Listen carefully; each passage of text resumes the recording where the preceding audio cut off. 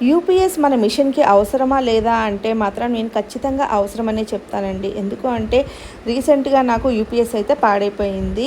సరే అని నేను ఒక 2 డేస్ అయితే రన్ చేశాను. యూపీఎస్ లేకుండానే. ఏమైంది ఎప్పటిలాగానే డిజైన్ అనేది అవుట్ అయిపోయిందనమాట. కరెంట్ పోయి రాగానే ఆ డిజైన్ సగంలో ఉన్నప్పుడు మాత్రం సైడ్‌కి అయితే జరిగిపోద్దండి. కంపల్సరీగా అది జరుగుద్దనమాట మనకి కంప్యూటర్ మిషన్‌లో. సో, ఇంక నేనైతే వెమ్మటే ఇంకొక కొత్త యూపీఎస్ అయితే తెచ్చేసుకున్నా అనమాట.